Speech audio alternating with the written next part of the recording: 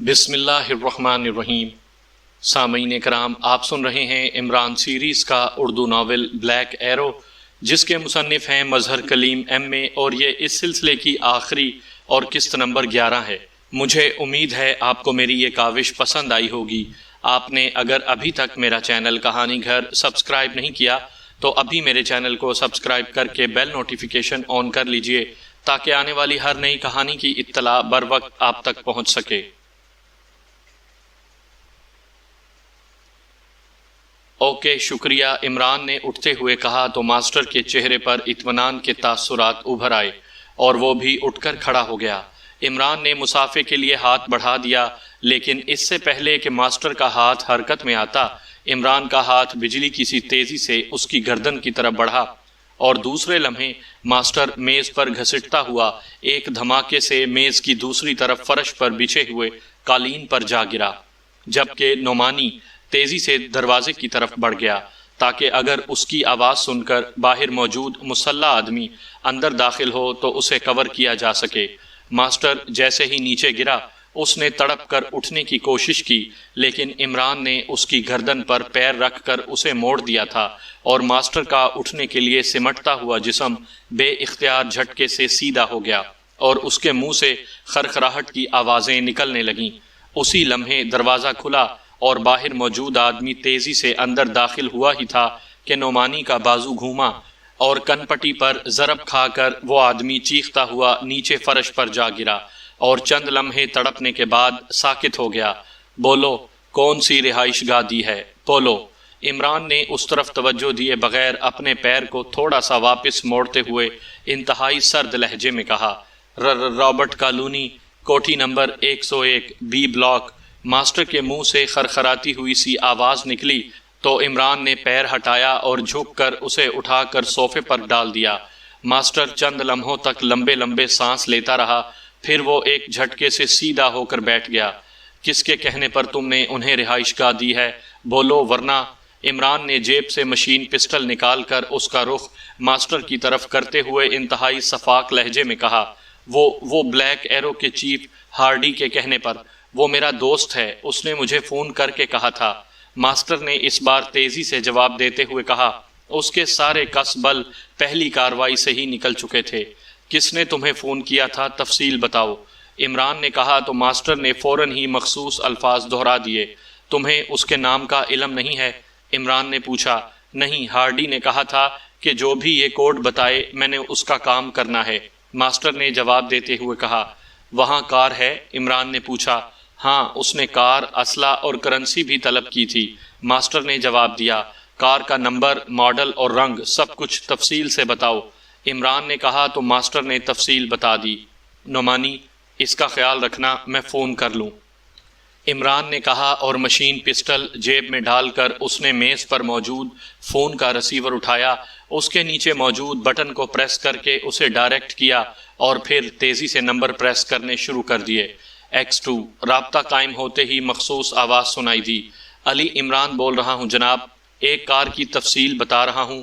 Dawn mark کے ایجنٹوں کے زیر استعمال اب یہ کار ہے، اس لیے اس کی تلاش کرائیں، عمران نے کہا اور اس کے ساتھ ہی اس نے ماسٹر کی بتائی ہوئی کار کے بارے میں تفصیل دہرا دی۔ ٹھیک ہے، دوسری طرف سے کہا گیا۔ ملٹری والا کام تو ہو گیا ہوگا جناب، عمران نے انتہائی مؤدبانہ لہجے میں کہا۔ ہاں، دوسری طرف سے کہا گیا۔ اوکے سر، عمران نے کہا اور ریسیور رکھ کر وہ مڑ کر دروازے کی طرف بڑھنے لگا۔ اس ماسٹر کو آف کر دو، عمران نے نعمانی سے کہا اور تیزی سے دروازہ کھول کر باہر راہداری میں آ گیا۔ چند لمحوں بعد نعمانی بھی باہر آ گیا اور پھر وہ دونوں تیز تیز قدم اٹھاتے ہال کی طرف بڑھتے چلے گئے۔ رابرٹ کالونی چلو، عمران نے کلب سے باہر آ کر اپنی کار کی طرف بڑھتے ہوئے کہا اور نعمانی اثبات میں سر ہلاتا ہوا اپنی کار کی طرف بڑھ گیا۔ تھوڑی دیر بعد عمران رابرٹ کالونی پہنچ چکا تھا۔ جلد ہی مطلوبہ کوٹھی تلاش کر لی گئی، لیکن اس کے پھاٹک پر تالا لگا ہوا تھا۔ عمران نے کار ایک سائیڈ پر روکی اور نیچے اتر کر اس کوٹھی کی طرف بڑھتا چلا گیا۔ نعمانی بھی کار روک کر نیچے اترا اور پھر وہ بھی تیز تیز قدم اٹھاتا کوٹھی کی طرف بڑھ گیا۔ کوٹھی تو بند ہے عمران صاحب، نعمانی نے کہا۔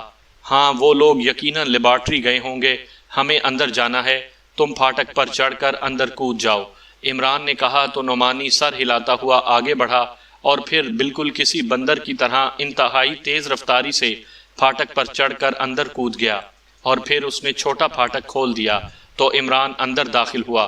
پھاٹک اندر سے بند کر دو، عمران نے کہا تو نعمانی نے پھاٹک اندر سے بند کر دیا۔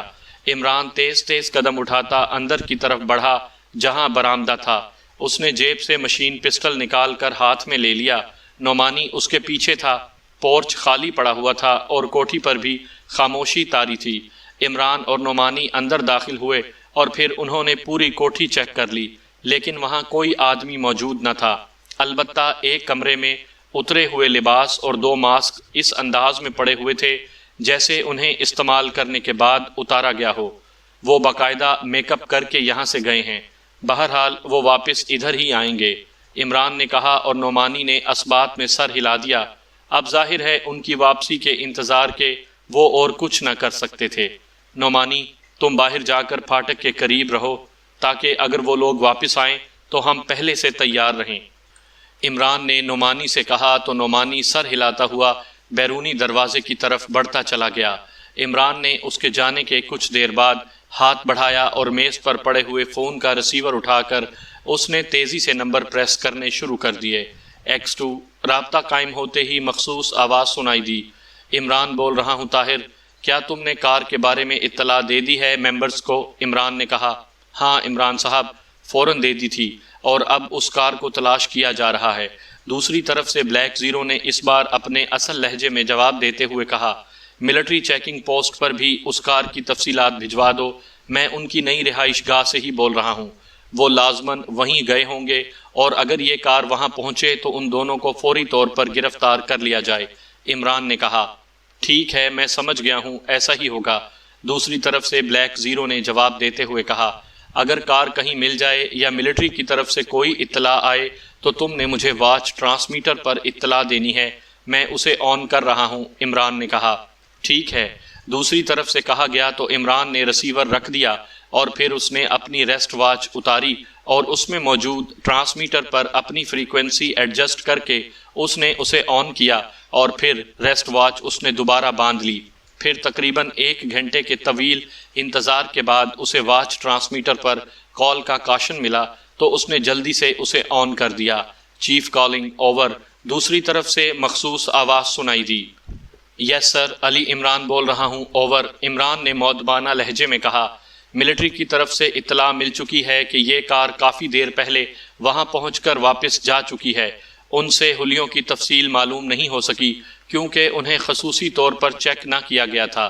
البتہ یہ بتایا گیا ہے کہ اس کار میں ایک مرد اور ایک عورت موجود تھے اور وہ دونوں ایکریمی تھے، اور صدیقی کی طرف سے بھی اطلاع مل چکی ہے کہ اس نے یہ کار لیاقت روڈ کے تیسرے چوراہے کے قریب پارکنگ میں کھڑی چیک کر لی ہے لیکن کار خالی ہے، اوور، دوسری طرف سے کہا گیا۔ او اچھا ٹھیک ہے، اس کا مطلب ہے کہ وہ حد درجہ محتاط ثابت ہو رہے ہیں، وہ دوسری رہائش گاہ پر بھی نہیں پہنچے، بہرحال اب انہیں تلاش کرنا ہوگا، اوور، عمران نے کہا۔ اوکے اوور اینڈ آل، دوسری طرف سے کہا گیا اور عمران نے ٹرانسمیٹر آف کر دیا اور پھر تیز تیز قدم اٹھاتا بیرونی دروازے کی طرف بڑھتا چلا گیا کیونکہ اب یہاں رکنا وقت ضائع کرنے کے مترادف تھا۔ لیاقت روڈ کے تیسرے چوراہے کے قریب ایک سرکاری مارکیٹ تھی جس کے دائیں کنارے پر باقاعدہ پارکنگ کے لیے جگہ بنی ہوئی تھی، اور صدیقی نے اس پارکنگ میں وہ کار چیک کی تھی جس کے بارے میں چیف نے انہیں ہدایت دی تھی۔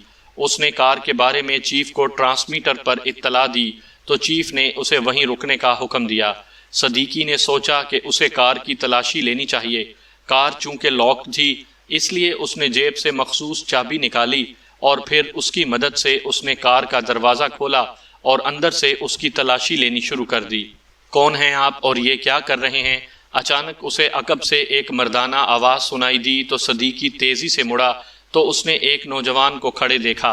اس نوجوان کے چہرے پر حیرت تھی۔ آپ کون ہیں اور کیوں پوچھ رہے ہیں؟ صدیقی نے اسے سر سے پیر تک غور سے دیکھتے ہوئے کہا، یہ کار آپ کی تو نہیں ہے، آپ کون ہیں؟ کیا آپ کار چور ہیں؟ ویسے تو آپ شریف آدمی دکھائی دیتے ہیں۔ اس نوجوان نے کہا، اوہ آپ جانتے ہیں کہ یہ کار کس کی ہے؟ صدیقی نے چونک کر کہا، یہ ایک ایکریمی جوڑے کی کار ہے، اس نے میرے سامنے کار یہاں روکی تھی، مجھے اپنے بارے میں بتائیں۔ اس نوجوان نے سخت لہجے میں کہا، میرا تعلق اسپیشل پولیس سے ہے، یہ کار ایک سنگین جرم میں استعمال ہوئی ہے، اس لیے اسے چیک کیا جا رہا تھا، صدیقی نے کہا، اور اس کے ساتھ ہی اس نے جیب سے اسپیشل پولیس کا شناختی کارڈ نکال کر اس نوجوان کے سامنے کر دیا۔ او سوری، آئی ایم سوری، نوجوان نے اس بار قدرے خوف زدہ لہجے میں کہا، گھبرانے کی ضرورت نہیں ہے، آپ واقعی فرض شناس شہری ہیں کہ آپ نے مجھے باقاعدہ چیک کیا ہے۔ آپ پلیز بتائیں کہ وہ غیر ملکی جوڑا کون تھا اور آپ نے اسے کیسے دیکھا ہے؟ صدیقی نے مسکراتے ہوئے کہا، میں نے کار پارکنگ میں موڑی تو اس وقت یہ جوڑا اس کار سے اتر رہا تھا، پھر انہوں نے میرے سامنے کار لاک کی اور پیدل آگے بڑھ گئے، اور میں یہ دیکھ کر حیران رہ گیا کہ وہ مارکیٹ جانے کے بجائے دائیں طرف کو چلے گئے۔ بہرحال مجھے مارکیٹ میں کام تھا، اس لیے میں نے زیادہ خیال نہ کیا، نوجوان نے جواب دیتے ہوئے کہا۔ اس جوڑے کا حلیہ، قد و قامت اور لباس کی تفصیل بتا دیں، صدیقی نے کہا۔ آئی ایم سوری سر، میں تو، نوجوان نے اور زیادہ گڑبڑائے ہوئے لہجے میں کہا، شاید وہ سوچ رہا تھا کہ نہ جانے وہ کس چکر میں پھنس گیا ہے۔ آپ اگر یہ تفصیل بتائیں گے تو یہ ملک و قوم کی بہت بڑی خدمت ہوگی۔ یہ دونوں غیر ملکی ایجنٹ تھے اور یہاں ایک میزائل لیبارٹری کو تباہ کرنے کے لیے کام کر رہے ہیں۔ اسپیشل پولیس کو ان کے حلیوں کے بارے میں معلوم نہیں ہے، اس لیے یہ پکڑے نہیں جا رہے۔ آپ بے فکر رہیں، آپ کو کوئی پریشانی نہ ہوگی، نہ آپ کا نام سامنے آئے گا، صدیقی نے کہا تو اس نوجوان نے حلیوں، لباس اور قد و قامت کی تفصیل بتا دی۔ بہت شکریہ، اب آپ یہ سب کچھ بھول جائیں، صدیقی نے مسکراتے ہوئے کہا تو نوجوان سر ہلاتا ہوا اپنی کار کی طرف بڑھ گیا، اور تھوڑی دیر بعد وہ کار پارکنگ سے نکال کر چلا گیا تو صدیقی نے جیب سے ٹرانسمیٹر نکالا اور پھر اسے آن کر دیا۔ Hello Siddiqui calling, over, Siddiqui نے بار بار کال دیتے ہوئے کہا۔ یس چیف اٹینڈنگ یو، اوور، دوسری طرف سے جواب ملا تو صدیقی نے نوجوان سے ہونے والی بات چیت، حلیوں، لباس اور قد و قامت کے بارے میں تفصیل بتا دی۔ ٹھیک ہے، تم ابھی وہیں رکو، عمران تمہارے پاس پہنچ رہا ہے، اسے یہ تفصیل بتا دینا، اوور اینڈ آل، دوسری طرف سے کہا گیا اور صدیقی نے ٹرانسمیٹر آف کر دیا۔ تھوڑی دیر بعد عمران اور نعمانی کی کاریں وہاں آ کر رکیں تو صدیقی تیزی سے آگے بڑھا۔ عمران کار سے نیچے اترا اور اس کے ساتھ ہی نعمانی بھی کار سے نیچے آ گیا۔ عمران صاحب، میں نے ان کے حلیوں اور دوسری تفصیلات معلوم کر لی ہیں۔ سلام دعا کے بعد صدیقی نے بڑے فاخرانہ لہجے میں کہا، اوہ، تو کیا وہ تفصیل لکھ کر کار میں رکھ گئے تھے؟ عمران نے مسکراتے ہوئے کہا تو صدیقی بے اختیار ہنس پڑا، اور پھر اس نے نوجوان کی آمد سے لے کر اس کے جانے اور اس سے ہونے والی تمام گفتگو دہرا دی۔ ویری گڈ، ایسے نوجوان واقعی ملک و قوم کا سرمایہ ہوتے ہیں۔ اگر ہمارے سب لوگ اس طرح فرض شناسی سے کام لیں تو واقعی جرائم کا خاتمہ ہو سکتا ہے، عمران نے مسرت بھرے لہجے میں کہا۔ لیکن اب انہیں کیسے تلاش کیا جائے؟ صدیقی نے کہا، میرا خیال ہے عمران صاحب کہ اب یہ یقیناً کسی کوٹھی میں ٹھہرنے کے بجائے کسی ہوٹل میں ٹھہریں گے، اور خاص طور پر اس ہوٹل میں جہاں سیاح رہنا پسند کرتے ہیں، نعمانی نے کہا۔ ٹھیک ہے، پہلے ہوٹل چیک کر لیتے ہیں، تم سب اپنی اپنی کاروں میں جاؤ اور بڑے بڑے ہوٹلوں سے چیکنگ شروع کرو، اور وہ لوگ جنہوں نے 2-3 گھنٹے پہلے کمرے بک کرائے ہوں اور جوڑے کی شکل میں ہوں انہیں چیک کرو، میں بھی چیکنگ کرتا ہوں، عمران نے کہا تو صدیقی اور نعمانی نے اسبات میں سر ہلائے اور اپنی اپنی کاروں کی طرف بڑھ گئے۔ ان کے جانے کے بعد عمران اپنی کار میں جا کر بیٹھا اور اس نے کار کی سائیڈ سیٹ اٹھا کر اس کے نیچے موجود باکس میں سے ایک ٹرانسمیٹر نکالا، اور پھر باکس اور سیٹ بند کر کے اس نے ٹرانسمیٹر پر ٹائیگر کی فریکوینسی ایڈجسٹ کرنا شروع کر دی۔ Hello Ali Imran calling, over, Imran نے بار بار کال دیتے ہوئے کہا۔ ٹائیگر اٹینڈنگ یو، اوور، چند لمحوں بعد ٹائیگر کی آواز سنائی دی۔ ٹائیگر، ایک ایکریمی مرد اور ایک ایکریمی عورت کے حلیے، قد و قامت اور لباس کی تفصیل نوٹ کرو، اوور، عمران نے کہا، اور پھر اس نے صدیقی سے معلوم ہونے والی تفصیلات دہرا دیں۔ یس باس، اوور، دوسری طرف سے ٹائیگر کی آواز سنائی دی۔ یہ دونوں غیر ملکی ایجنٹ ہیں اور انتہائی ذہین، تیز اور شاطر لوگ ہیں۔ یہ یقیناً کسی ہوٹل میں 2-3 گھنٹے پہلے ٹھہرے ہوں گے، انہیں تلاش کرنا ہے۔ اگر ان کے بارے میں کوئی اطلاع ملے تو مجھے فوراً رپورٹ دینا، میں بھی انہیں تلاش کر رہا ہوں، اور باقی سیکرٹ سروس بھی ان کی تلاش کے لیے کام کر رہی ہے، اوور، عمران نے کہا۔ باس، یہ دونوں شیرٹن ہوٹل میں موجود ہیں، اوور، دوسری طرف سے ٹائیگر نے جواب دیا تو عمران محاورتاً نہیں بلکہ حقیقتاً اچھل پڑا۔ تم نے انہیں کیسے اور کیوں چیک کیا ہے، اوور، عمران نے حیرت بھرے لہجے میں کہا، باس میں ہوٹل شیرٹن میں ہی موجود ہوں، میں کھانا کھانے اکثر اس ہوٹل میں جاتا رہتا ہوں، آپ کی کال جب آئی تو میں وہیں موجود تھا، اور جو حلیے اور تفصیل آپ نے بتائی ہے یہ دونوں میری میز کے قریبی میز پر موجود ہیں۔ میں نے انہیں اس لیے خصوصی طور پر دیکھا تھا کہ وہ ایکریمی ہونے کے باوجود ویٹر سے کہہ رہے تھے کہ انہیں یورپی کھانوں کا مینیو دیا جائے، حالانکہ میں نے اکثر دیکھا ہے کہ ایکریمی لوگ پاک ایشیائی کھانے تو پسند کرتے ہیں لیکن یورپی کھانے انہیں پسند نہیں آتے، اس لیے میں نے انہیں غور سے دیکھا تھا، لیکن ظاہر ہے مجھے تو یہ معلوم نہ تھا کہ یہی آپ کے مطلوبہ لوگ ہیں۔ اب آپ نے حلیے اور تفصیل بتائی ہے تو میں نے آپ کو بتا دیا ہے۔ اوور، ٹائیگر نے جواب دیا۔ او ویری گڈ، تم وہیں رکو، میں آ رہا ہوں، اوور اینڈ آل، عمران نے کہا، اور ٹرانسمیٹر آف کر کے اس نے اسے سائیڈ سیٹ پر رکھا اور پھر تیزی سے کار سٹارٹ کر کے وہ آگے بڑھ گیا۔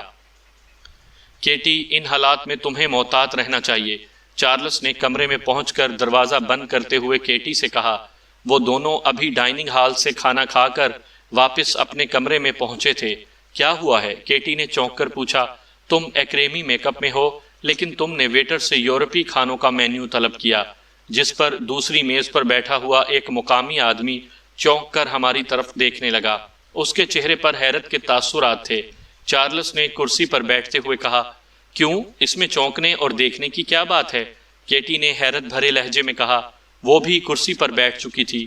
ایکریمی یورپی کھانے پسند نہیں کرتے، اور یہ بات سب کو معلوم ہے، چارلس نے کہا۔ یہ کوئی اصول تو نہیں ہے، پسند تو اپنی اپنی ہوتی ہے، بہرحال میں آئندہ خیال رکھوں گی، کیٹی نے کہا۔ ہاں، ہمیں یہاں اپنے سائے سے بھی ہوشیار رہنا ہوگا، کیونکہ اس وقت یقیناً سیکرٹ سروس، ملٹری انٹیلیجنس اور نہ جانے کون کون ہماری تلاش میں پاگلوں کی طرح کام کر رہے ہوں گے، چارلس نے کہا۔ تم چیف کو تو رپورٹ دے دو، وہ انتظار میں ہوگا، کیٹی نے کہا۔ نہیں، جب تک مشن مکمل نہ ہو جائے رپورٹ دینا بے سود ہے، چارلس نے کہا، اور اس کے ساتھ ہی اس نے ریسیور اٹھا کر روم سروس والوں کو ایکریمیا کی مشہور شراب کمرے میں بھیجنے کا آرڈر دیا اور ریسیور رکھ دیا۔ تھوڑی دیر بعد شراب انہیں سرو کر دی گئی تو چارلس اور کیٹی دونوں نے شراب کی چسکیاں لینی شروع کر دیں، لیکن ابھی انہوں نے تھوڑی سی ہی شراب پی تھی کہ چارلس کو ایسے محسوس ہوا جیسے اس کا ذہن تیزی سے گھومنے لگ گیا ہو۔ یہ کیا ہو رہا ہے؟ یہ میرا ذہن، چارلس نے جام واپس رکھ کر دونوں ہاتھوں سے سر پکڑتے ہوئے کہا۔ وہ دروازے کی ہول سے سفید دھواں، کیٹی کی آواز سنائی دی اور پھر بند ہو گئی۔ اسی لمحے چارلس کا ذہن بھی تاریکی میں ڈوبتا چلا گیا۔ پھر جس طرح اندھیرے میں روشنی کی کرن نمودار ہوتی ہے، اسی طرح اس کے ذہن میں بھی روشنی نمودار ہوئی، اور آہستہ آہستہ یہ روشنی پھیلتی چلی گئی۔ پوری طرح ہوش میں آتے ہی چارلس کے ذہن میں بے ہوش ہونے سے پہلے کا سارا منظر گھوم گیا۔ اس نے بے اختیار اٹھنے کی کوشش کی، لیکن دوسرے لمحے وہ یہ دیکھ کر چونک پڑا کہ وہ ہوٹل کے کمرے کے بجائے کسی بڑے سے ہال میں کرسی پر راڈز میں جکڑا ہوا موجود ہے۔ اس نے ادھر ادھر دیکھا تو اس کے ساتھ ہی کیٹی بھی اسی طرح کرسی پر راڈز میں جکڑی ہوئی موجود تھی۔ اس کے ساتھ ہی وہ ایک بار پھر چونک پڑا، کیونکہ کیٹی میک اپ کے بجائے اپنے اصل حلیے میں تھی۔ اس نے تیزی سے سر گھمایا تو اس کی نظریں سائیڈ پر موجود دروازے کے قریب کھڑے ایک دیو ہیکل حبشی پر جم گئیں، جو ایکریمی نژاد تھا اور جسمانی لحاظ سے کسی طرح بھی کسی دیو سے کم نہ تھا۔ وہ دروازے کے قریب بڑے پرسکون انداز میں کھڑا تھا۔ اسی لمحے کیٹی کے کرہنے کی آواز سنائی دی اور چارلس نے بے اختیار ہونٹ بھینچ لیے۔ یہ ہم کہاں ہیں؟ یہ کیا ہے؟ کیٹی کی حیرت بھری آواز سنائی دی۔ او چارلس، تم اصل چہرے میں ہو، یہ راڈز، وہ یہ حبشی، کیا مطلب، یہ سب کیا ہے؟ کیٹی کی انتہائی حیرت بھری آواز سنائی دی۔ میں کیا کہہ سکتا ہوں، چارلس نے جواب دیا، البتہ اس نے راڈز کو چیک کرنا شروع کر دیا تھا۔ ہم کہاں ہیں اور تم کون ہو؟ اچانک کیٹی نے اس دیوزاد حبشی سے مخاطب ہو کر پوچھا۔ تم رانا ہاؤس میں ہو اور ماسٹر علی عمران کے قیدی ہو۔ میرا نام جوانا ہے، اس دیوزاد حبشی نے بڑے پرسکون لہجے میں جواب دیتے ہوئے کہا تو چارلس علی عمران کا نام سن کر بے اختیار اچھل پڑا۔ کیا یہ سیکرٹ سروس کا ہیڈ کوارٹر ہے؟ چارلس نے چونک کر پوچھا۔ نہیں، یہ پرائیویٹ عمارت ہے، اس کا نام رانا ہاؤس ہے، اس دیوزاد جوانا نے جواب دیا۔ اسی لمحے دروازہ کھلا اور ایک نوجوان مسکراتا ہوا اندر داخل ہوا، اور چارلس اسے دیکھ کر ہی پہچان گیا کہ یہ علی عمران ہے۔ وہ اس سے 1-2 بار مل چکا تھا۔ تمہاری اصل شکل دیکھ کر مجھے یاد آ گیا ہے کہ تم سے ملاقات ہو چکی ہے اور تم بھی یقیناً مجھے پہچان گئے ہوگے۔ اس کے باوجود بھی بتا دوں کہ میرا نام علی عمران ہے۔ عمران نے ان کے سامنے رکھی ہوئی کرسی پر بیٹھتے ہوئے مسکرا کر کہا، تم ہم تک کیسے پہنچ گئے تھے؟ چارلس نے ایک طویل سانس لیتے ہوئے کہا، کیونکہ اب ظاہر ہے غلط بات کرنا بے سود تھی۔ اسے تم ہماری خوش قسمتی اور اپنی بد قسمتی کہہ سکتے ہو، عمران نے کہا، اور اس کے ساتھ ہی اس نے پارکنگ میں ملنے والے نوجوان سے ہولیوں کی تفصیل معلوم ہونے پر اور پھر ٹائیگر کے ان کے یورپی مینیو طلب کرنے پر چونکنے تک کی ساری بات بتا دی۔ کاش کیٹی یہ غلطی نہ کرتی۔ بہرحال ٹھیک ہے، واقعی تم خوش قسمت ہو، ورنہ چارلس نے بے اختیار ایک طویل سانس لیتے ہوئے کہا، مجھے اعتراف ہے کہ تم واقعی انتہائی ذہین آدمی ہو، اور ایک لحاظ سے تم نے اپنی ذہانت سے مجھے اور پاکیشیا سیکرٹ سروس کو شکست دے دی تھی، اور اگر تم سے چند معمولی غلطیاں نہ ہوتیں تو واقعی تم اپنا مشن مکمل کرنے میں کامیاب ہو جاتے۔ عمران نے بڑے کھلے لہجے میں کہا، ایسی ذہانت کا کیا فائدہ کہ آخر میں مشن ہی ناکام ہو جائے؟ چارلس نے منہ بناتے ہوئے کہا، ایسا اس لیے ہوا ہے چارلس کہ تم اپنے ملک کے لیے یہ مشن مکمل نہ کر رہے تھے، بلکہ تم کرائے کے سپاہی تھے۔ عمران نے اس بار سنجیدہ لہجے میں کہا تو چارلس بے اختیار چونک پڑا۔ کیا مطلب؟ میں سمجھا نہیں تمہاری بات۔ چارلس نے چونک کر پوچھا، تمہیں 8 گھنٹوں بعد ہوش میں لایا گیا ہے۔ اس دوران بلیک ایرو کے چیف ہارڈی کو اس کی رہائش گاہ سے اغوا کیا گیا، اور پھر اس نے زبان کھول دی کہ یہ مشن اصل میں اسرائیل کا تھا، ڈانمارک کا نہ تھا، اور اب اسرائیل کو اس کی قیمت چکانا پڑے گی۔ عمران نے انتہائی سنجیدہ لہجے میں کہا، چیف ہارڈی کو اغوا کیا گیا؟ کس نے کیا؟ کیا مطلب؟ چارلس نے انتہائی حیرت بھرے لہجے میں کہا، پاکیشیا سیکرٹ سروس کے ڈانمارک میں فورن ایجنٹ نے یہ کام کیا ہے اور ہارڈی کو ہلاک کر دیا گیا ہے۔ عمران نے جواب دیتے ہوئے کہا تو چارلس کو ایسے محسوس ہوا جیسے اس کے ذہن میں بم پھٹ رہے ہوں۔ یہ کیسے ہو سکتا ہے؟ نہیں، ایسا ہونا تو ناممکن ہے، چارلس نے رک رک کر کہا، ایسا ہو چکا ہے۔ بہرحال اس پر مزید بحث کرنے کی ضرورت نہیں ہے، تم صرف یہ بتا دو کہ تم نے فلا کیرو بم کہاں نصب کیا ہے۔ عمران نے کہا تو چارلس بے اختیار چونک پڑا۔ ایک صورت میں بتا سکتا ہوں، ورنہ تم زندگی بھر اسے تلاش نہ کر سکو گے، اور وہ بغیر ڈی چارجر کے کسی بھی وقت پھٹ سکتا ہے۔ چارلس نے جواب دیا تو عمران بے اختیار مسکرا دیا۔ کس صورت میں؟ عمران نے مسکراتے ہوئے پوچھا۔ اس صورت میں کہ تم وعدہ کرو کہ ہمیں زندہ چھوڑ دو گے۔ البتہ یہ وعدہ میں کرتا ہوں کہ آئندہ پاکیشیا کے خلاف کوئی مشن ہاتھ میں نہیں لوں گا۔ چارلس نے جواب دیا، مجھے تم سے زیادہ فلا کیرو بم کے بارے میں معلوم ہے، اس لیے تم اپنی ذہانت اس پہلو پر استعمال نہیں کر سکتے۔ ویسے میرا وعدہ ہے کہ میں تمہیں ہلاک نہیں کروں گا، عمران نے کہا، اور چارلس نے اسے بتا دیا کہ فلا کیرو بم کہاں نصب ہے۔ گڈ، میں چیک کرا لوں کہ تم نے درست بتایا ہے یا نہیں، پھر آتا ہوں۔ اور سنو، یہ راڈز مختلف قسم کے ہیں، اس لیے انہیں کھولنے کی کوشش تمہارے لیے بے سود ثابت ہوگی، اور پھر یہ جوانہ یہاں موجود ہے۔ اگر تم نے کوئی غلط حرکت کرنے کی کوشش کی تو نتیجہ تمہارے خلاف بھی نکل سکتا ہے، عمران نے اٹھتے ہوئے کہا، اور تیز تیز قدم اٹھاتا کمرے سے باہر نکل گیا۔ کیا یہ عمران اپنا وعدہ پورا کرے گا؟ کیٹی نے پوچھا۔ ہاں، اس کے متعلق مشہور ہے کہ یہ اپنا وعدہ ضرور پورا کرتا ہے، چارلس نے جواب دیا تو کیٹی کے چہرے پر بھی اطمینان کے تاثرات ابھر آئے۔